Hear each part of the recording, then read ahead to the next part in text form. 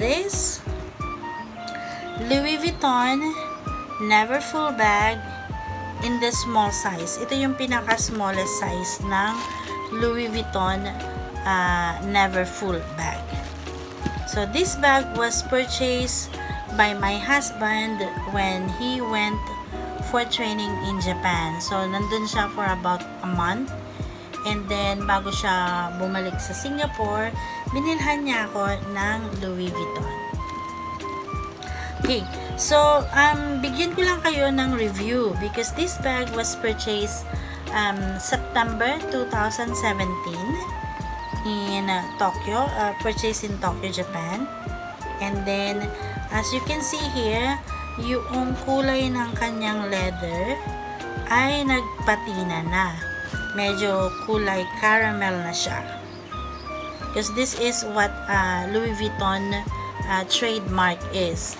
Pag ganito yung leather ng Louis Vuitton, after several use or exposure outside, nagiging caramel yung kulay niya. Which I like it. Kasi pag ganito na, dati kasi puting-puti pa siya, pusyaw. And marami kasing mga fake bags ngayon. And ang isa sa mga difference ng original sa fake ay yung kanyang leather. Dapat nagbabago yung kulay ng leather as you use the bag. Makikita mo pa, so I'll just give you some info. Nag-research naman ako ng kaunti about Louis Vuitton because I really like this brand. I have several Louis Vuitton na nabili ko na, and I am always fascinated to check and to learn about how to distinguish fake and original Louis Vuitton. So ito, just to give you an idea, this is made up of canvas. Okay. So this is Monogram. Okay. Meron din kasing Damier Ebene na klase ng Louis Vuitton Neverfull bag. Okay, so isa-isahin natin kung alin yung alam ko kung paano mag-check ng original sa fake. So dapat yung mga button niya ay makikintab, and then ang pinakamahalaga dito ay yung kanyang mga tahi. Ito, dapat pantay-pantay.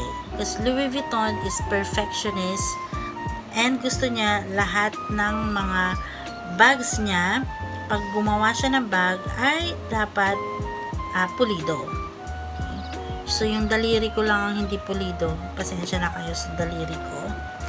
Okay. So, ito, yung mga tahiin niya dito, pantay-pantay din. And this one, okay, maganda yung pagkakatahi niya. And they are using a specific kind of thread. Ito yung yellowish na thread na to. Okay. And then, same as the other bags that I have shown it to you, meron siyang pinagdugtungan dito sa ilalim. Okay? Pero pare-pareho siya. Tingnan mo. Yung flowers, pare-pareho. So, parang bilog na canvas yung ginamit dito. Dahil dito, wala siyang tahi. May tahi siya, pero continuous yung leather na ginamit dito. So, partner, partner, partner, partner. Same here. And then, the same also on this side. Okay? Tama pa lang pantali dito. You can adjust it if you wanted your bag to be smaller, then you can adjust this adjustable string on the sides. Okay, sa loob naman, naglagay lang ako ng bubble na ganito just to keep the shape of the bag. Okay. Yan. So, ito yung loob nito. Napakalinis pa rin. Because I really take good care of my bags. Siyempre, mahal na nabili yung bag. Dapat alagaan ninyo. Because maybe when you grow older, you wanted to give this to your loved ones, your anak, mga pamangkin, and then they still be able to use it for a very long time. Okay? And at the same time, as I have said, if you needed money and you really need to sell this bag, at least you can still sell it in a high price. Okay? Kasi depende sa condition ng bag yan. Then, may kasama siyang pouch. So, meron siyang nakatali dito. You can clip it in here. Meron siyang ring. And then, ito yung kasali ng pouch.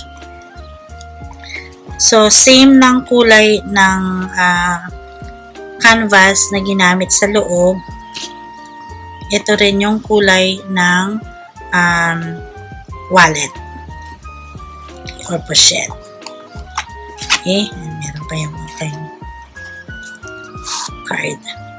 Okay, so yan. Pwede mo siyang tanggalin and you can also use this as a wrist wallet. Ganyan nyo lang. So, wrist wallet na siya. But I really wanted it to use together. So, nilalagay ko talaga siya dito para hindi rin siya mawala. Yan. Yan sa loob. Ganyan ang itsura sa loob. Mayroon siyang isang packet with zipper. And ganyan na ang itsura niya sa loob. Then, you can secure your things by clipping these two. So, para hindi naman halatang nakabukas masyado yung bag, you can clip these two. Yan. And there you go. So, ito yung pinakamaliit nila na Neverfull bag in Monogram. Super love ko siya because it is very nice and cute, and most of all, it's a gift from my husband.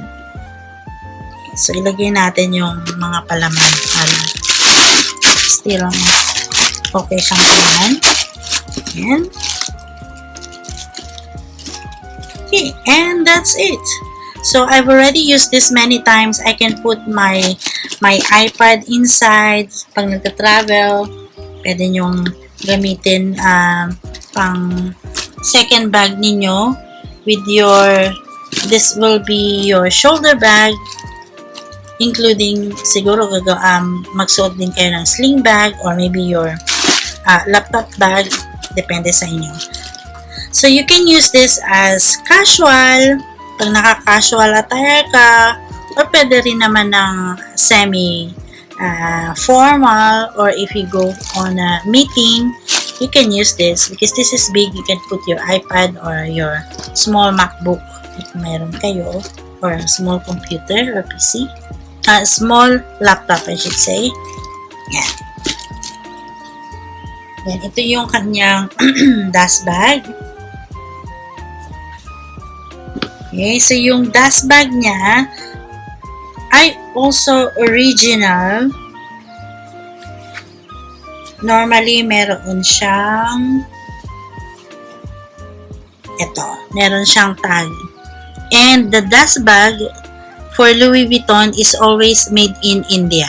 I'm not sure whether it's already been changed, but from what I have read, yung kanilang mga original dust bag it's always shown as made in India.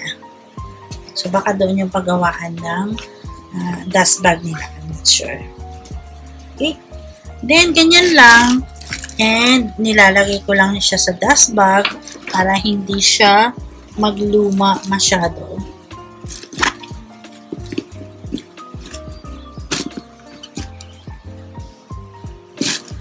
And there you go. Okay, so that's it for today. Hope you like my video. Please don't forget to like, subscribe, and click the bell para ma-notify ka for my next video. Thank you! Bye-bye! Look up from your telescope, take me on this journey home. I don't wanna wait no more.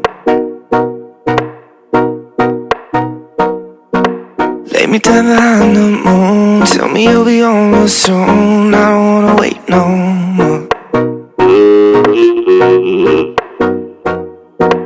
We could be dancing in the stars, we could be floating on the way. As long as I'm safely in your arms, and it don't really matter where we stay. Cause space makes me sad. Cause space makes me sad.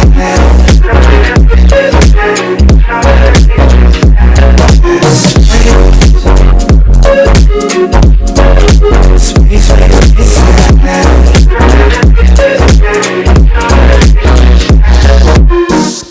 Feeling like Pluto, you already knew though.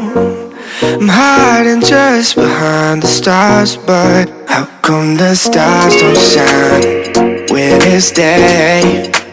How come the sky at night makes me this way? Why you so far away? Galaxy cast away, watching you hopelessly